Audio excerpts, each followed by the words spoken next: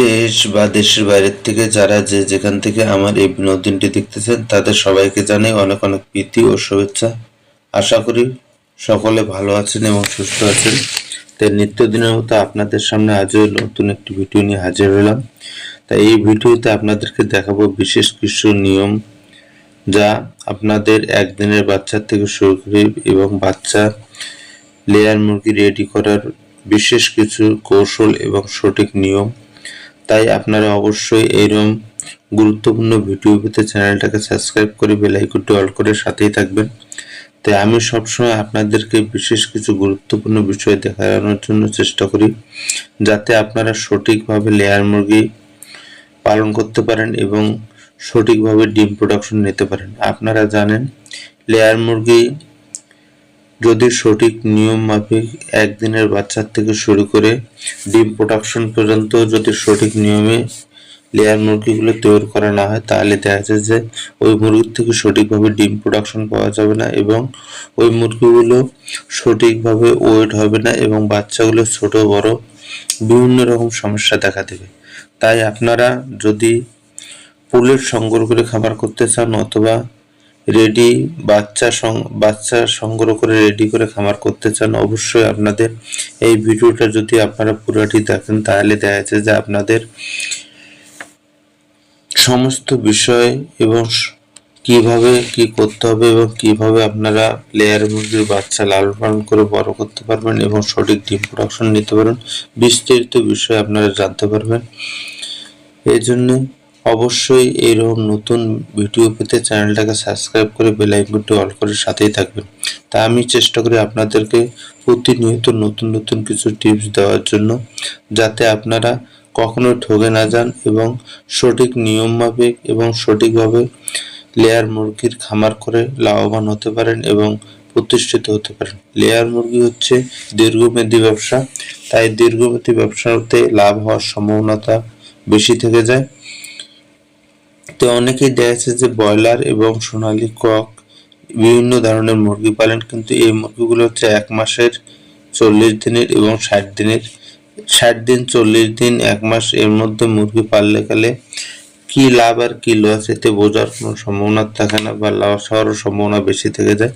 আর layer মুরগি হচ্ছে আপনার 2 বছরের ব্যবসা। একবার যদি বাচ্চাটাকে রেডি করে আপনার খামারে উঠাতে পারেন, তাহলে দেখা যায় যে আপনারা এই বাচ্চাটার থেকে 2 বছর ব্যবসা করতে পারবেন এবং 2 বছর পরে দেখা যায় যে এই মুরগিগুলো রিজেট হিসেবে যদি বিক্রি করেন, তারপরেও দেখা যাচ্ছে যে আপনার আসল টাকা উঠে আসবে। তাই আমি সকল খামারি ভাই বোনদেরকে, যারা নতুন উদ্যোক্তা আছেন, যারা পুরান খামারি আছেন, তাদেরকে সবাইকে বলবো অবশ্যই লেয়ার খামার করতে।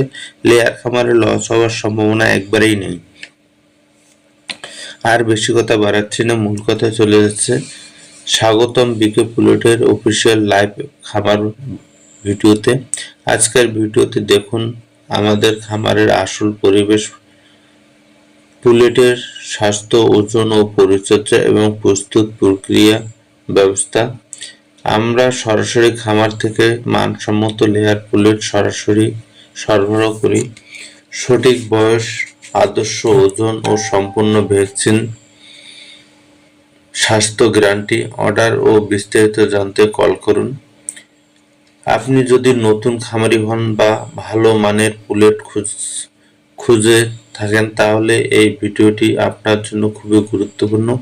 এই ভিডিওটি ভালো লাগলে লাইক, কমেন্ট ও সাবস্ক্রাইব করুন। নিয়মিত খামার লাইভ আপডেট পেতে চ্যানেলটিকে সাবস্ক্রাইব করে রাখুন। তো আমি আপনাদেরকে যে বিষয়গুলো বলতে চাচ্ছি এবং আপনারা দেখে বুঝতে পারতেছেন, যে আপনারা যদি লেয়ার খামার করেন এবং লেয়ার খামার করার উদ্যোগ নিয়ে থাকেন, তাহলে অবশ্যই ভালো একজন টেকনিশিয়ান অথবা এমবিবিএস ডাক্তারের পরামর্শ অবশ্যই আপনার দরকার হবে। কারণ হচ্ছে লেয়ার মুরগি পালতে গেলে, লেয়ার মুরগির খামার করতে গেলে এবং লেয়ার মুরগির থেকে দীর্ঘদিন ডিম প্রোডাকশন নিতে গেলে আপনাকে অবশ্যই সঠিক গাইডলাইন মেনে খামার পরিচালনা করতে হবে। আর সঠিক গাইডলাইন যদি না পান এবং সঠিকভাবে যদি আপনারা গাইডলাইন মেনে না চলতে পারেন, তাহলে আপনারা বিভিন্ন ধরনের সমস্যার সম্মুখীন হয়ে যাবেন। এর মধ্যে দেখা যাচ্ছে যে সঠিক বয়স তো লেয়ার মুরগিতে যে সঠিক বয়স কোনটি? সঠিক বয়স হচ্ছে আপনারা যদি 1 দিন থেকে শুরু করে 120 দিন পর্যন্ত এর মধ্যে দেখা যাচ্ছে যে বয়সের লেয়ার পুলেট আপনারা সংগ্রহ করবেন এই বয়সটার জন্য একুরেট থাকে এবং বয়স অনুপাতের জন্য লেয়ার মুরগি ওজন সঠিক থাকে, তাহলে দেখা যাচ্ছে যে আপনারা ওই মুরগির থেকে দীর্ঘদিন ডিম প্রোডাকশন নিতে পারবেন এবং আপনার খামারে লস হবে না। তো বয়স অনুপাতে ওজন সঠিক রাখতে গেলে আপনাকে অবশ্যই সঠিক এমবিবিএস ডাক্তার অথবা সঠিক টেকনিশিয়ান একজনের পরামর্শ নিয়ে আপনাকে খামার করতে হবে। তো অনেক খামারি ভাই বোনেরা আছেন এই বিষয়গুলো জানেন না, তাই দেখা যাচ্ছে যে বিভিন্ন ধরনের সমস্যার সম্মুখীন হয়ে যান এবং বিভিন্নভাবে ক্ষতিগ্রস্তর মধ্যে পড়েন। তাই আমি বলবো আপনারা যাতে ক্ষতিগ্রস্তর মধ্যে না পারেন, আপনারা সঠিকভাবে খামার পরিচালনা করতে পারেন, তার জন্য মূলত এই ভিডিওটা বানানো এবং চ্যানেলটা তৈরি করা। আমার চ্যানেলে দেখে বা ভিডিও দেখে যদি কোনো খামারি ভাই বোনদের সামান্য কিছু উপকার হয়ে থাকে, তাহলে আমি মনে করব যে আমার চ্যানেল খোলা সার্থক এবং দেখা যাচ্ছে যে আমার চ্যানেলে দেখার পরে কারো না কারো উপকার হয়েছে, তাহলে আমি ধন্য হব। এছাড়া সম্পূর্ণ ভ্যাকসিন, তো অনেক খামারি ভাই বোনেরা আছে দেখা যাচ্ছে যে সঠিকভাবে ভ্যাকসিন করেন না, তারা বলেন মুরগি ভালো আছে কেন ভ্যাকসিন করব। তাই আমি বলবো আপনারা মুরগি ভালো থাকার জন্যই ভ্যাকসিন করা হয়। মূলত ভ্যাকসিনের মূল কাজ হচ্ছে মুরগিকে সুস্থ এবং রোগমুক্ত করে রাখা। তাই ভ্যাকসিন মানে হচ্ছে রোগ প্রতিরোধের জন্য ব্যবহার করা হয়। তাই রোগ প্রতিরোধের জন্য ব্যবহার করা হয় এই জন্যে লেয়ার মুরগি যেহেতু 2 বছর ডিম প্রোডাকশন দেবে, সেহেতু এই মুরগিগুলোকে রোগমুক্ত রাখা বিশেষ দরকার। কারণ হচ্ছে যদি আপনার মুরগি অসুস্থ থাকে এবং মুরগিগুলো যদি রোগমুক্ত না থাকে, তাহলে আপনারা ওই মুরগির থেকে ডিম প্রোডাকশন পাবেন না এবং ওই মুরগি দিয়ে কখনোই ব্যবসা হবে না। তাই আমি বলবো আপনারা অবশ্যই পুলেট সংগ্রহ করলে